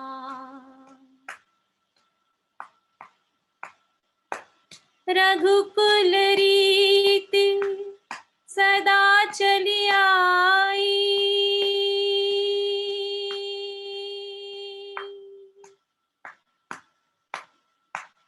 प्राण जाहू पर वचन न जाई, राम सिया राम जय जय राम, राम सिया राम जय जय राम, राम सिया राम जय जय राम, राम सिया राम जय जय राम। माता केकई ने याद कराया दशरथ जी को, भाई तुम्हारी तो रघुकुल की रीति है, प्राण जाए पर वचन न जाए, तो अपने वचनों को निभाओ। हे राजन, राम को वनवास दो और भरत का राज्याभिषेक करो। बुलाओ राम को और ये डिसीजन चेंज करके बताओ। राजा दशरथ बहुत दुखी, मूर्छित हुए जा रहे हैं। राम बहुत प्यारे थे उनको, वो पुत्र मोह में थे, लेकिन कैकेयी माता ज्ञानी थी, मोह से ऊपर थी वो। दशरथ जी भूल गए कि वो एक मनुष्य के रूप में भगवान आए हैं और पुत्र का ही मोह करने लगे। पर माता कैकेयी ज्ञानी थी। आप सबको जब भी मौका मिले, रामलला की माँ, जो एक प्ले आश्रम की मंडली ने बनाया अपने आर्ट ऑफ लिविंग बैंगलोर आश्रम की, बहुत सुंदर प्ले है। लाइक गुरुदेव के जो बोले ना माता कैकेयी पर, यही सब पूरा संदर्भ है और बहुत सुंदर प्ले बनाया है। तो कभी ऑनलाइन अगर वो करते हैं या ऑफलाइन कभी आपको मौका मिलता है तो मैं ज़रूर कहूँगी, वो बड़ा सुंदर प्ले है, अच्छा और सिंसियरली बहुत अच्छे से बनाया है, बहुत अच्छा अभिनय भी किया है सबने, बहुत सुंदर है। तो दशरथ यहाँ पे बोलते हैं, अरे राम को तो, भाई भरत को तो राज्य की चाह ही नहीं है, पर माता तो अडिग थी। तो उन्होंने बुलाया राम को और राम आए। हाँ बोलिए माँ। साथ में दशरथ जी भी थे, दशरथ जी के मुंह से निकले नहीं। तो बोली माँ, माता कैकेयी बोली, इनके मुंह से नहीं कहा जाएगा, मैं बोल देती हूँ, तुम कल वनवास के लिए निकल जाओ, भरत को राज्य मिलेगा। अब सोचिए, राम जी की जगह अपने आप को रख के देखिए, आपको कोई बहुत बड़ा एक पोस्ट मिलने वाली है, एक प्रोजेक्ट मिलने वाला है और आप पूरे उसमें हो, वो मिल ही गया है ऑलमोस्ट, सब तैयारी हो चुकी है और तुरंत बात हो जाती है कि अब ये नहीं होना है। क्या होगा आपका हाल? इमेजिन कीजिए, सोच कर देखिए। पर वहां पर भगवान श्री राम के, अब यहाँ पे भगवान बोलेंगे हम, क्योंकि उनके माथे पर एक शिकन नहीं हुआ, टस से मस उनका चेहरा नहीं हुआ, इसीलिए वो मर्यादा पुरुषोत्तम है। हर्ष के साथ खुशी खुशी उन्होंने वो स्वीकारा, जो जो आज्ञा मां, जो आपकी इच्छा। और उससे भी ऊपर, ये तो इतना ही नहीं, उससे ऊपर उन्होंने कुछ कहा जो बड़ा सुंदर है। तो यहाँ पे वो अभी हम बात करेंगे। यहाँ पे बात आती है कि अभी तक राम ना केवल एक राजकुमार राम थे, अब यहाँ पर उनके सारे भगवान के गुण शुरू हो जाते हैं। अब वो मर्यादा पुरुषोत्तम राम हो जाते हैं। तो बोलते हैं, सुन जननी सोई सुतु बड़ु भागी, जो पितु मात बचन अनुरागी। राम सिया राम जय जय राम, राम सिया राम जय जय राम। हे माँ, वो बेटा, वो पुत्र बहुत बड़भागी है, बहुत भाग्यशाली है, जिसको माता पिता की आज्ञा का पालन करने का मौका मिले। और फिर मेरे को तो कितना सुंदर है, ना केवल आपकी आज्ञा का पालन होगा, आप पिता के वचनों का मान होगा, आपकी आज्ञा का पालन होगा, मुझे तो राज्य मिलेगा, अरण्य का, वन का राज्य मिलेगा, मैं तो वन का राजा हो जाऊंगा। और मुझे मुनियों का सानिध्य मिलेगा, मुझे तपस्वियों का सानिध्य मिलेगा। ये है, ये बात है जो अब उनको एक नर से नारायण बनाती है, एक पुरुष, एक साधारण मनुष्य से देवता बनाती है। थोड़ा सा भी हम इस कंडीशन में आके देख लें, आपको एक बहुत बड़ा प्रोजेक्ट मिलने वाला है। जस्ट इमेजिन हमारा हाल क्या होता है, खिसक जाएगी पैरों से जमीन, उनके एक चेहरे पर शिकन नहीं आई।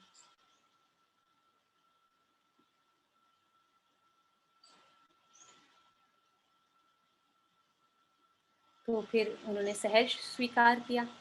इधर दशरथ जी बहुत दुखी और भगवान शिव से प्रार्थना कर रहे हैं, आशुतोष तुम अवडर दानी, तुम ही अब आप ही आशुतोष हो, आप ही सब कुछ सुनोगे, आप मुझे ये सब परिस्थितियों से बाहर निकालिए। उन्होंने प्रार्थना की। जब सीता जी को पता चला इधर कि वनवास मिला है, तो उन्होंने जिद की कि मैं भी आपके साथ चलूंगी। अब सीता जी को बोलते हैं, भाई क्यों चलोगी? तो सीता जी बोलती है, क्या, कैसे मैं रह सकती हूँ? भला मन का आत्मा से वियोग हो सकता है? मन, सीता मतलब मन या शांति बोल सकते हैं, और राम जी कौन है? आत्मा। तो कैसे अलग हो सकते हैं? सीता जी बोलती हैं, मुझे मेरे माँ बाप ने यही सीख दी थी आने से पहले, जब मैं आ रही थी, कि जो तुम्हारे पति का धर्म है उसी का पालन करना, तो मैं तो आपके साथ चलूंगी। आप इमेजिन करिए अगर सीता जी नहीं जाती तो कुछ होता क्या रामायण में? यस। तो कितना बड़ा रोल है ना।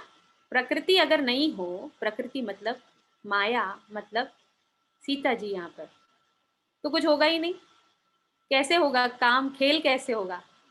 प्रकृति बिना खेल नहीं होगा। आपके साथ अगर प्रकृति नहीं है, माया नहीं है, ये संसार नहीं है, तो खेल कैसे होगा? फिर तो आप बैठे बैठे ध्यान करते रहो। जैसा कि होता है ना, श्रीमद् भागवत में बताते हैं शुरू शुरू में कि ब्रह्मा जी ने जब देखा, वो उठ के आए, कमल पर थे वो, नाभि से जो कमल निकल रहा था, कमल की डंडी, और उसके ऊपर बैठे हुए थे कमल पर। अब वो देखे, बीच में जाए, देखे तो सब बड़ा ध्यान कर रहे हैं, सब बड़े ध्यान मग्न हैं। अब उनको लगा ये तो बड़ा रूखा सूखा है, तो कुछ तो किया जाए। तब उन्होंने माया के द्वारा सृष्टि की रचना की, तब ये सृष्टि आई। तो अगर ये माया नहीं है तो सब लोग ध्यानस्थ हो जाएंगे, फिर तो कुछ नहीं है। जैसे गुरुदेव बोलते हैं ना, हम कोई मैच देख रहे हैं, अब कोई कुछ नहीं करे तो फिर क्या मतलब है उसका? कोई एंटरटेनमेंट नहीं है, कोई रोल नहीं है नाटक में। अगर कोई प्ले ही नहीं है, कोई उसकी स्क्रिप्ट ही नहीं है और कोई कुछ कर ही नहीं रहा है, सब बैठे हैं, तो नाटक ही नहीं होगा। तो एंटरटेनमेंट कहाँ से आएगा? तो रोमांच कहाँ से आएगा? तो वैम्प कहाँ पे होगी, विलन कहाँ होगा? कोई कुछ नहीं है। तो ये सब लीला रची जा रही है। तो माता जानकी अगर नहीं जाएं तो कुछ हो ही नहीं, रामायण का पूरा अस्तित्व खतरे में आ जाएगा, रामायण होनी ही नहीं है। तो माता जानकी इसी तरीके से, ये सब बात हुई नहीं डायरेक्टली, इनडायरेक्टली चल रही है, तो तैयार हुए। इधर लक्ष्मण जी जो कि भगवान राम के जो कहते हैं ना परछाई के रूप में थे, हमेशा उनकी सेवा में उपस्थित रहते थे, उन्होंने बात की कि अभी मैं भी चलूंगा। उससे पहले माता सुमित्रा, यहाँ पे एक बहुत सुंदर संवाद है सुमित्रा जी का। सुमित्रा जी, सुमित्रा मतलब होता है मित्र, जो अच्छा मित्र हो। तो आप ये देखिए, एक बेटा उनका भगवान राम के साथ मित्र था, एक बेटा उनका भरत जी के साथ मित्र था। तो उन्होंने बहुत सुंदर समझाया, बोले कि तुम भी राम के साथ जाओ। अवध तहाँ जय राम निवासु। अयोध्या का दूसरा नाम है अवध। अवध मतलब जहाँ किसी का वध ना हो। तो अवध वही है तुम्हारे लिए हे लक्ष्मण, जहाँ राम निवास करे, तुम्हारे लिए वही अवध है। तो तुम भगवान राम जी के साथ जाओ। और कितनी सुंदर सीख दी, बोलती है कि सब राग द्वेष, सब विकारों को से दूर रहना। देखो कभी कभी हम जब साथ रहते हैं किसी के, बिल्कुल बराबर साथ रहते हैं, तो हमारे अंदर विकार आने लगते हैं, राग द्वेष आने लगता है, और भी आसपास के माहौल में भी आ सकता है। हो सकता है कहीं राग हो जाए और भगवान श्री राम को छोड़ दें। तो उन्होंने साफ साफ बोला, राग राग रोषु ईर्षा मद मोहु। राग रोष मतलब गुस्सा, ईर्षा मद मोह, इन सब से दूर रहना। जन सपने इनके बस हो, सपने में भी इनके वश में मत होना। हर जगह इसमें बहुत सारी सीख है। राग रोष ईर्षा मद मोह, जन सपने इनके बस हूँ। सपने में भी इनके वश में मत होना, तुम राम जी की छत्र छाया बन के उनके साथ जाओ। तो इस तरीके से तीनों तैयार हुए। लक्ष्मण सीता जी ने कहा कि मुझे जाना है, तो सबने मना किया। फिर उन्होंने समझाया मैं कैसे अलग हो सकती हूँ। तो सब तैयार हो गए।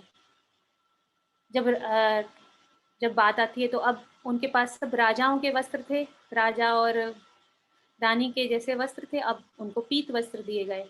तो एक प्रसंग आता है जहाँ पे स्वयं माता कैकेयी वस्त्र दे रही हैं तीनों को, और इधर गुरु वशिष्ठ जब देखते हैं कि माता सीता को वस्त्र दिए जा रहे हैं, तो बोलते हैं इसका थोड़ी वनवास हुआ है। परंतु वहां पर अब कितना एक राम जी का कैरेक्टर यहाँ पे भी पता चलता है। कई बार हम जो प्रश्न उठाते हैं राम जी के कैरेक्टर पे, वहां पता चलता है राम जी ने, क्योंकि सब लोग सभा में हैं, ऑब्वियसली एक लेडी है, एक स्त्री है, वो कैसे मर्यादा का पालन जरूरी है। तो उन्होंने क्या किया, वो जो वस्त्र था उनके ऊपर उड़ा दिया। तो दोनों चीज का सम्मान रखा, अपनी पत्नी का सम्मान रखा, और जो एक व्रत पालन करना है वनवास का, उसका भी, उसकी भी मर्यादा रखी। स्किल कितनी सुंदर है। और फिर वो लोग निकलने तो हुए। राम जी, इधर दशरथ जी बहुत परेशान, बहुत दुखी। तो उधर एक बहुत, ये कुछ सीखें बहुत अच्छी हैं यहाँ पर जो पूरे अपने कांड में है, इस कांड में, अयोध्या कांड में राम जी और दशरथ जी के बीच में जो संवाद है, जहाँ पे दशरथ जी बहुत परेशान हैं, तब राम जी उनको समझाते हैं कि जगत में जो होता है ना, अगर मैं ये नहीं करूँगा तो निंदा होगी। यदि हम प्रमाद के वश में, प्रेम के वश में प्रमाद में आएंगे, प्रमाद मतलब जो करना चाहिए है वो नहीं करना, और जो करना है, जो नहीं करना है उसको करना। तो यहाँ पे क्योंकि जो करना क्या था, वनवास जाना था, राम जी को दशरथ जी मना कर रहे थे। तो राम जी बोलते हैं, तात किए प्रिय प्रेम प्रमादु, जस जग जाई होई अपबादु। हे तात, हे मेरे पिताजी, यदि मैं प्रेम और प्रमाद के वश में आ जाऊंगा तो जगत में बहुत अपयश होगा और बहुत निंदा होगी। तो इसीलिए ये एक सीख है, जो करना है तो प्रमाद में कभी नहीं आना है, प्रेम मोह में कभी नहीं आना है। जो करना है मोह से ऊपर उठ के कमिटमेंट जो ले लिया उसको कर दिया, फिर अपनी भी नहीं सुनना। एक बार कमिटमेंट ले लिया तो अपनी भी नहीं सुनना, जो प्रमाद है उसको खत्म करके आगे बढ़ते रहना। राम जी के जाने पर नगर में विषाद हुआ। दशरथ जी ने बोला सुमंत्र को इनको वापस ले आना, थोड़ा टहला के वापस ले आना। नगरी ऐसी हो गई जैसे अनाथ हो गई हो, और सब कुछ लोग चल पड़े, नहीं हम तो बस, हमारे लिए तो वही अयोध्या है जहाँ राम हो। तो सब लोग चल पड़े उनके साथ, पूरा रोष है, पूरा दुख है पूरे माहौल में। तो पहले दिन तमसा नदी पर वास किया। अब राम जी को सबकी पीड़ा समझ में आ रही है, सब कुछ समझ में आ रही है, तो उन्होंने चुपचाप से रात को जब सो रहे थे निकल गए कि भाई ये तो मानेंगे नहीं, चुपचाप से रात को निकल जाते हैं। श्रृंगवेरपुर में राम जी पहुंचते हैं, तीनों लोग। वहां पे निषाद राज जो हैं, उनको पता चलता है कि भगवान राम आए हैं, और उनको वो उनका सत्कार करते हैं। पूरा उनके लिए जो भी उनके अनुसार कर सकते थे, अपनी कैपेसिटी के अकॉर्डिंग वो पूरा अरेंजमेंट करते हैं उनके लिए। तो माता सीता, एक प्रसंग है जहाँ माता सीता जमीन पे सो रही हैं, और इतने में निषाद राज लक्ष्मण जी हैं वहां पर। तो निषाद राज जी आते हैं, और निषाद राज जी जब देखते हैं उनको बहुत दुख होता है। तो बोलते हैं देखो कैसा समय है ना, एक कैकई की वजह से कैसा हुआ। आज जो एक राजकुमारी थी जनकपुर की, एक जो अयोध्या की रानी है, वो आज जमीन पे सो रही है, कैसा दिन आ गया है। तो यहाँ पर लक्ष्मण जी ने बहुत सुंदर बात कही है, और उन्होंने साफ साफ ज्ञान दिया है कि ये सब माया है, उसका सब कुछ बताइए प्रपंच है, और कोई किसी को सुख और दुख नहीं देता। काहू न को सुख कर दाता, निज कृत कर्म भोग सब भ्राता। राम सिया राम, सिया राम, जय जय राम। कष्टस्य सुखस्य न कोपी दाता, कोई भी दुख और सुख देने वाला है ही नहीं। ये सब कर्म का भोग हो रहा है हे भाई, और ये सब सपने जैसा है। सपने होई भिखारी, निपरंक नाकपति होई, जागे लाभ न हानि, कछु तिमि प्रपंच जिए जोई। ये सब प्रपंच है, ये सपना है। हे निषादराज, आप दुखी ना हो, ये सब स्वप्न जैसा है। जो जाग जाए वो प्रपंच से दूर हो जाता है, उसके ऊपर प्रपंच का कोई असर नहीं पड़ता।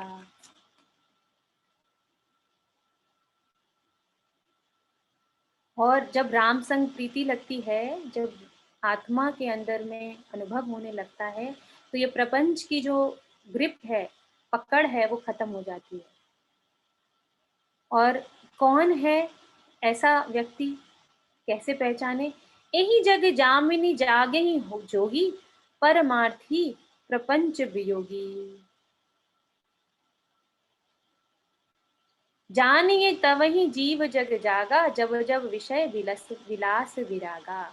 जब जब उसको बाहर की चीजों में से वैराग्य होने लगे, तब मान लो उसके अंदर में राम जी जाग गए हैं, तब मान लो वो जागा हुआ है। या निशा सर्वभूतानां तस्यां जागर्ति संयमी, यस्यां जागृति भूतानि सा निशा पश्यतो मुने। भगवान श्री कृष्ण भी अर्जुन को ये ज्ञान देते हैं कि जो अंधकार, जो सबके लिए रात है, वो मुनि के लिए दिन है, और जो मुनि के लिए रात है वो सबके लिए दिन है। यानी जो प्रकाश, जो ज्ञान है, ज्ञान की चर्चा मुनि करते हैं, और जो संसारी होते हैं उसको उसमें रस नहीं लेते, उनको लगता है ये क्या टॉपिक है डिस्कस करने का, बुढ़े होंगे तब सोचेंगे। लेकिन एक मुनि को, एक योगी को इंटरेस्ट उसी में आता है, क्या करें मेडिटेशन में और क्या होता है, कैसे मन को शांत करें, कैसे लोगों को हेल्प करें। और आप देखिए जो संसारी हैं, संसारी से मतलब जो संसार की पकड़ में है, वो let's leave it, let's enjoy, उनके अंदर में ये रहता है। पर वही विषय, एंजॉयमेंट का विषय, जो मुनि है उसको लगता है it is not for me. कुछ अच्छा करते हैं, कुछ हेल्प करते हैं, कुछ मदद करते हैं। एक बहुत सुंदर एक प्रसंग मुझे याद आया, एक कहानी, गुरु स्टोरी ही है। राष्ट्रीय पटेल जी हैं जो बहुत सीनियर टीचर हैं और बाहर में हैं, उन्होंने हमें सुनाया था एक बार क्या हुआ, इंडिया की बात है, इंडिया, आई थिंक इंडिया की बात है। तो वो इंडिया में आए थे और भी 2-3 टीचर्स थे, और ना बैक टू बैक कोर्सेज थे, बैक टू बैक। तो एक बार बैक, एक से जगह और दूसरी जगह जाना, मतलब पहले तो टीचर्स भी नहीं हुआ करते थे, आज से ये 20 साल 25 साल पहले की बातें हैं, तो टीचर्स भी नहीं हुआ करते थे। तो एक बार गुरुदेव, एक से दूसरे कोर्स में जाना था, तो जो राष्ट्रीय दीदी थे वो और भी टीचर के साथ में थे, और गुरुदेव साथ में थे उस कार में, दूसरी जगह जा रहे थे। तो वो बोले, गुरुदेव थोड़ा सा आराम करते ना, ये बहुत हो गया, कुछ इस तरीके से उन्होंने बोला, एग्जैक्ट मुझे शब्द याद नहीं है। हाँ, कुछ मस्ती कर, मज़ा करते हैं, कुछ मस्ती करते हैं या कुछ ऐसे। बोले हम मजाक करने थोड़ी आए हैं।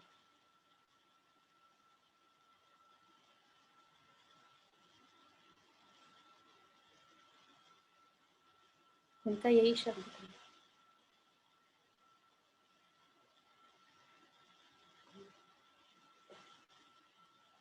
बहुत लोग वेट कर रहे हैं, हम अपने अंदर में स्थित होते रहें तो लोगों को भी लाते रहेंगे।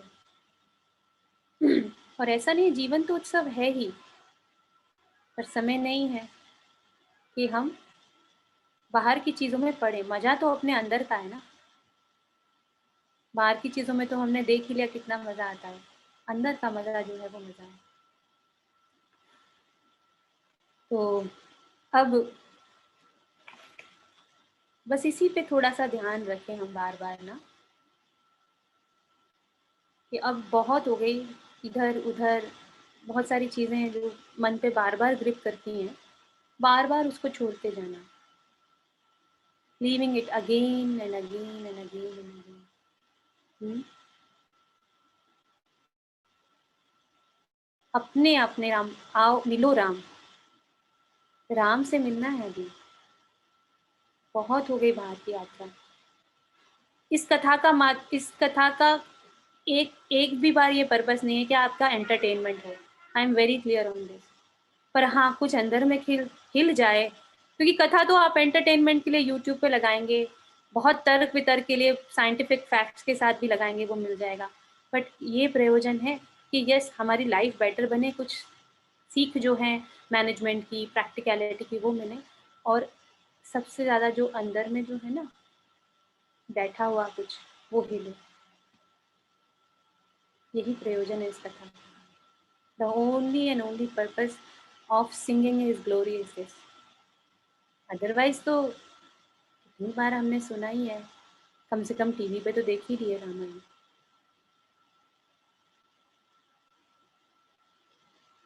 ये जीवन सफल होने लगे और हम 108 लोग गुरु के हाथ पैर आँख नाक कान बन के लोगों को हिलाते रहें। कुछ भी हास्य व्यंग जोड़ के कथा को बहुत एंटरटेनिंग किया जा सकता है। The purpose is not this. एक बार भी ये प्रयोजन नहीं। हाँ ठीक है, थोड़ा आता है उसमें तो हम रस ले ही लेते हैं, पर एक चीज है, राम आपको मिलने लगे, मिलो राम। तो जो राम बैठे हैं ना, उनसे आपका मिलन होने लगे।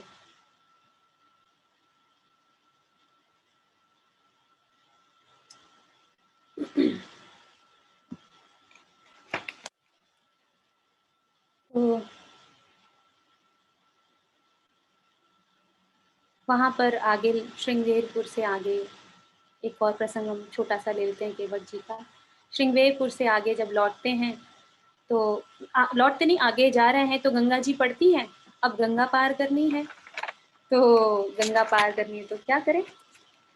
तो इतने में नाविक दिखते हैं केवट जी हमारे, और केवट जी बैठाना चाह रहे हैं, लेकिन वो बोलते हैं अरे आप तो वही श्री राम हो जिनके पैर छूते ही भाई जो जो शिला थी वो स्त्री बन गई। तो भाई मेरे नाव में आप बैठोगे तो ऐसा नहीं हो स्त्री बन जाए, मेरे तो आजीविका खत्म हो जाएगी। भी मेरा तो घर इससे चलता है, नाव से। अगर ये स्त्री बन गई तो क्या होगा? तो अब ये केवट का कुछ जगह में ऐसा उल्लेख है कि केवट एक जन्म में कछुए थे, और भगवान विष्णु जी जब आराम कर रहे थे अपनी शैया पर, लक्ष्मी जी जब पैर दबा रही थी और शेषनाग जी जब प्रोटेक्शन में थे उनकी, तो क्या कहते हैं, तो हमारे कछुए के रूप में केवट आते हैं, उनका पैर छूना चाहते हैं, उनको देखना चाहते हैं। तो लक्ष्मी जी और लक्ष्मण जी ने उनको करने नहीं दिया, तो उस समय उनको अच्छा नहीं लगा, और इस समय जब वो हैं तो अब वो पूरा मजा ले रहे हैं। केवट जी बोलते हैं अब तो भाई मेरे साथ में, अब तो मैं ही राजा हूँ। लक्ष्मी जी और उनकी तरफ, मतलब सीता जी की तरफ और लक्ष्मण जी की तरफ देखकर मुस्कुराते हैं, और लक्ष्मण जी और सीता जी को भी पता है भाई ये पिछले जन्म में कछुए के रूप में आए थे। तो ये बड़ा सुंदर सा प्रसंग आता है। तो अब केवट बोलते हैं भाई अब मैं कैसे आने दूं तुमको? तो राम जी बोलते नहीं भाई कुछ नहीं होगा, चिंता ना करो। तो केवट जी तैयार हो जाते हैं। केवट जी बड़े खुश हैं, आज तो भाई हमने भी भगवान राम को पार कराना है, ये भी तो हमें पार कराते हैं। हम दोनों की बिरादरी सेम हो गई। इधर पार कराया और केवट को देने के लिए अब सोच रहे हैं भगवान श्री राम। वनवासी हो गए हैं, कुछ भी हाथ में नहीं है, क्या दें? तो यहाँ माता सीता का रोल आता है बहुत सुंदर। तो माता सीता यहाँ पे एक बहुत सुंदर है, मैं बार बार वहां पे पॉइंट करूंगी कि फैमिली में एक फीमेल का क्या रोल होता है, एक परिवार में एक माता का, एक स्त्री का क्या रोल होता है। कुछ भी नहीं होता ना, आप देखो कुछ भी नहीं होता, सब घर खाली है, लेकिन जो माताएं, जो बहनें रखती हैं अपने घर में, एक गुल्लक रखती हैं, चावल के डिब्बे में कुछ पैसे छिपा देती हैं। पहले के ज़माने में ऐसा होता था, अभी के ज़माने में कुछ अलग से कुछ कोई लॉकर होता है उनका, जहाँ वो जमा करते जाते हैं। सेविंग का कॉन्सेप्ट इंडिया में बहुत स्ट्रांग है, बहुत स्ट्रांग है, और उसी की वजह से जब एक बार बहुत 2009 में जब पूरी इकोनॉमी हिली थी, जहाँ पे अमेरिका तो बिल्कुल हिल गया था, वहाँ पे इंडिया बिल्कुल दृढ़ रहा था। कारण क्या है? सेविंग्स का जो कल्चर है, बचाने का जो कल्चर है, वो बहुत स्ट्रांग है। तो वो बहुत इम्पोर्टेंट हो जाता है। तो यहाँ पर, और कहीं भी कोई भी आपत्ति आती है तो क्या करती हैं माताएं बहनें? सबसे पहले अपनी ज्वेलरी दे देती हैं, सब गहने दे देती हैं, नहीं भाई इसके रख के। सब जो माताएं सब सुन रही हैं, जब सब सारे फीमेल्स हैं वो सब समझ रही होंगी मेरी बात। तो वहां पर क्योंकि पति की लाज रखनी है, तो उन्होंने अपनी अंगूठी जो कि विवाह में थी वो दे दी। तो भगवान श्री राम ने दी उनको, केवट जी को। केवट जी बोलते मुझे अंगूठी नहीं चाहिए, मेरे को आप कुछ मत दीजिए। देखो आप और मैं अब सेम बिरादरी के हो गए, अब आप मेरे मित्र हो गए। मतलब सेम बिरादरी के कैसे हो गए? भाई मैंने आपको नाव नाव से क्या पार कराई? गंगा पार कराई। आप भवसागर पार कराते हो। भव मतलब वर्ल्ड का सागर, जन्म मरण से छुटवाते हो। तो जैसे मैंने आज पार करवाया है, आप मुझे भी पार करवा देना। राम सिया राम जय जय राम। तो बोले कि और मैं अभी नहीं लूंगा आपसे, आप लौटेंगे ना तब मैं आपसे दूंगा। तो यहाँ पे बड़ी चतुराई की। देखो आपको किसी का कुछ देना हो, आप अच्छा, अगर आपका नियत है, आपको किसी का कुछ उधार लौटाना है या किसी के कुछ पैसे रह गए हैं, तो आपको बार बार क्या होगा, याद आता रहेगा, अरे उसको देना है, उसको देना है, इजंट इट? तो यहाँ पे एक भक्त ने क्या, केवट एक भक्त ही है, तो भक्त की क्या उन्होंने वो करी ट्रिक, कि अगर मैं अभी नहीं लूंगा और मैं बोलता हूँ लौटते हुए लूंगा, तो मुझे ये बार बार याद करते रहेंगे, है ना? ये होता है भक्ति का असली लक्षण, ये है कि कैसे भी भगवान को बाध्य करें कि वो हमें याद करते रहें। तो इस तरीके से उन्होंने आगे ऐसी बात कही, राम सिया राम, सिया राम जय जय राम, राम सिया राम, सिया राम जय जय राम।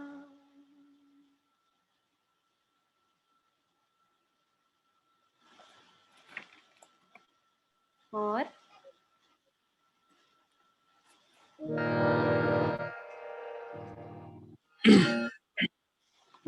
आसरा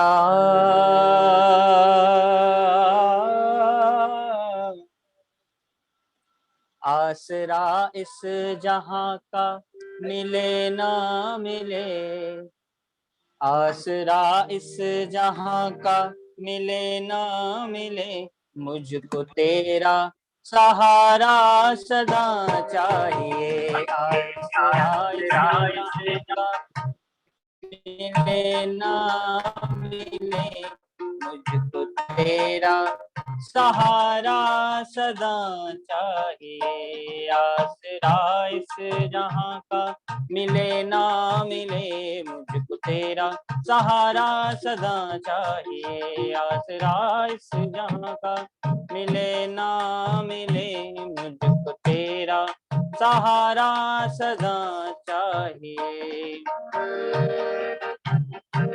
चाँद तारे, चाँद तारे फलक पे दिखे ना दिखे, चाँद तारे फलक में दिखे ना दिखे, मुझको तेरा नजारा सदा चाहिए, तेरा नजारा सदा चाहिए। आसरा इस जहां का मिले ना मिले, मुझको तेरा सहारा सदा चाहिए। आसरा इस जहां का मिले ना मिले, तेरा सहारा सदा चाहिए। यहाँ खुशियाँ हैं कम और ज्यादा है गम, यहाँ खुशियाँ हैं कम ज्यादा है गम, जहाँ देखो वही है भरम ही भरम, जहाँ देखो वही है भरम ही भरम। मेरी महफिल में शम्मा, महफिल में शम्मा जले ना जले, मेरी महफिल में शम्मा जले ना जले, मेरे दिल में उजाला तेरा चाहिए, मेरे दिल में उजाला तेरा चाहिए। आसरा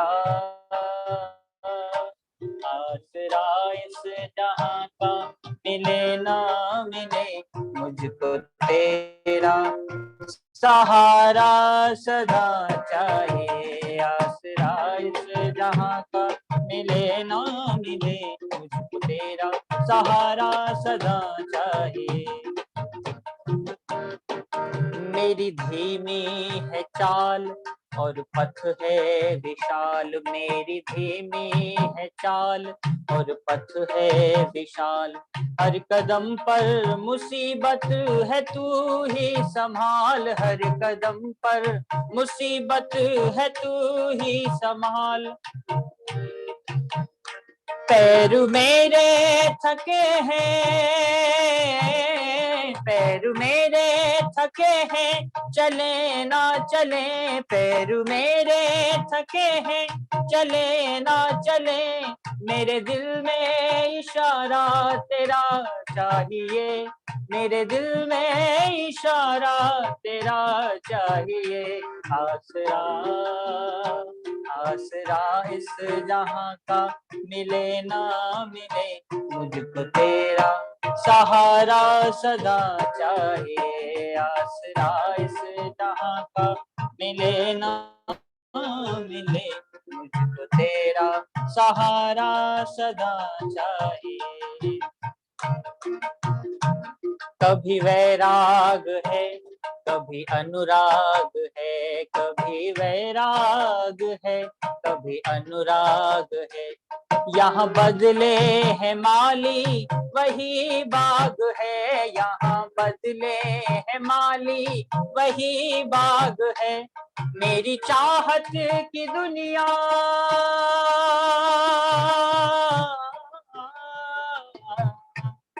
दुनिया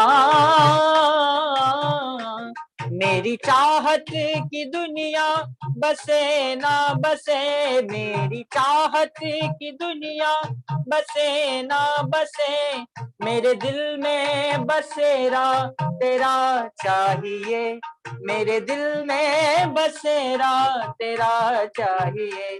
आसरा आसरा इस जहां का मिले ना मिले, मुझको तेरा सहारा सदा चाहिए।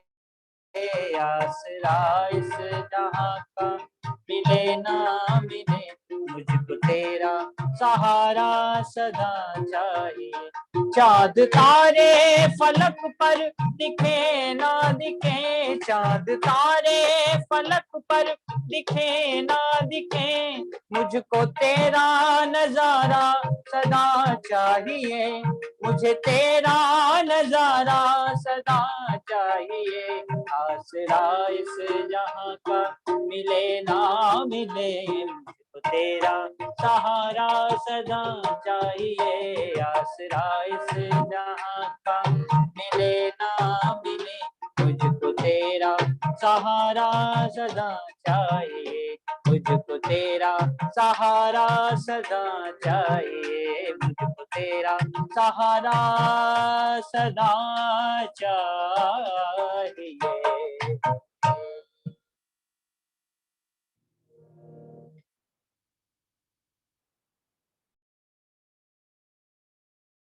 मुझे तेरा सहारा सदा चाहिए। सुमंत्र जी खाली हाथ लौट आए, समझा बुझा के राम जी ने भेज दिया वापस, दशरथ के पास आए। दशरथ जी बोले, कहाँ है राम, कहाँ है राम? उन्होंने कहा कि राम जी नहीं आए। समझाया उनको, पर कुछ समझ नहीं आया। राजा दशरथ जी ने उन्होंने कहा, धर्म के समान कोई सत्य नहीं है, आप सत्य पर टिके रहिए राजन। पर दशरथ जी मोह में थे, पुत्र मोह में। राम राम कही राम राम, राम राम कही राम, राम राम कहकर उन्होंने प्राण त्याग दिए। इधर भरत जी लौटे, भरत जी अपने ननिहाल गए थे, वो लौटे और जब माता कैकेयी के बारे में सुना कि ये उनके कारण हुआ है, तो वो माता से बहुत क्रोधित हो गए। बहुत गुस्सा उनके अंदर, बहुत रोष, बहुत कड़वे वचन बोले जो एक पुत्र को नहीं भी बोलने चाहिए। पर अज्ञान हो ना तो कैसे हम रिएक्ट करते हैं। और माँ कैकेयी बहुत दुखी हुई और दशरथ का सारा संस्कार हुआ। भरत जी को बोला गया, आप अब राजगद्दी संभालो। उन्होंने मना किया, उन्होंने कहा कि मैं ये नहीं संभाल सकता गद्दी। अब कुछ समझ में नहीं आए तो उन्होंने कहा कि भाई मैं भगवान राम को वापस लेके आऊंगा, गद्दी तो वही संभालेंगे, मैं कैसे संभाल सकता हूँ। भरत जी का चरित्र बिल्कुल संत जैसा है, कल हम भरत जी का चरित्र भी देखेंगे। और बोले कि मैं अभी कोई निर्णय नहीं ले सकता, जब मन की स्थिति ठीक नहीं हो तो कभी भी कोई राष्ट्र के लिए निर्णय नहीं लेना चाहिए। कभी भी मन की स्थिति ठीक नहीं हो तो कोई भी निर्णय नहीं लेना चाहिए। केवल और केवल जब आपका मन ठीक हो तभी कोई निर्णय लीजिए। ऐसा कह के वो बोले, अब मैं राम को वापस लाऊंगा। उन्होंने निर्णय लिया और वो तैयारी करने लगे। कल हम देखेंगे भरत जी का राम जी का मिलाप,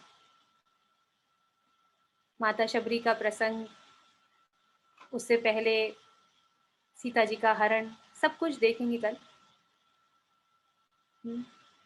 और 4:45 लिंक ओपन हो जाएगा पूजा के लिए, है ना?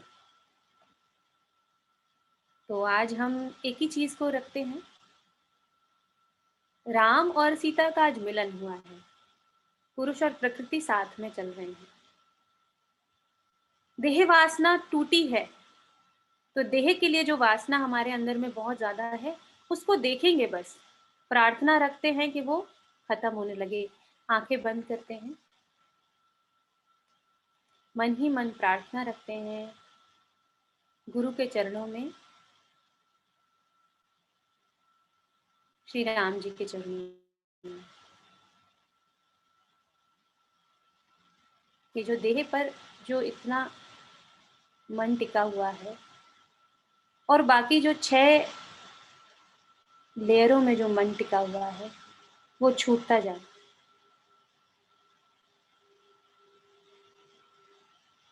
हे राम, हे सीता माँ, आपसे मिलन होता रहे।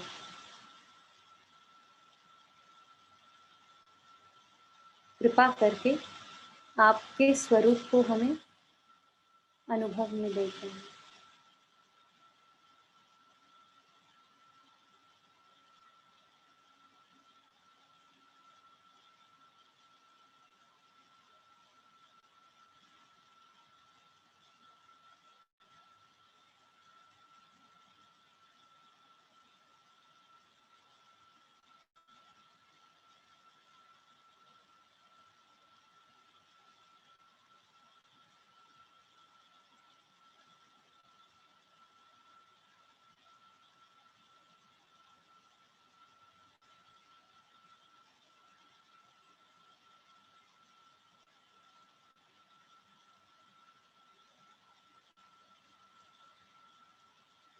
राम सिया राम, सिया राम जय जय राम।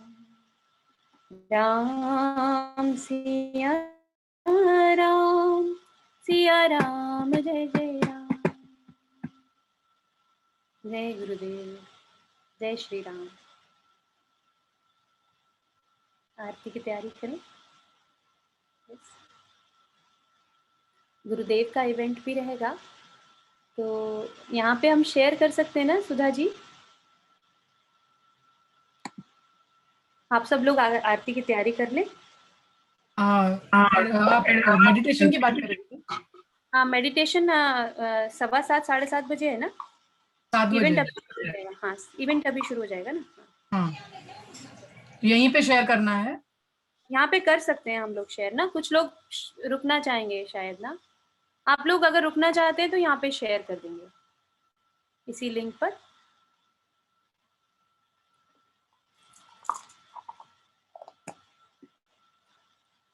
या फिर उनको लिंक शेयर कर देते तो लिंक पे भी जुड़ सकते हैं, दोनों में से कुछ। यूट्यूब पे दीदी डायरेक्ट। हाँ हाँ, तो यूट्यूब का लिंक कर देंगे। आरती की तैयारी करते हैं।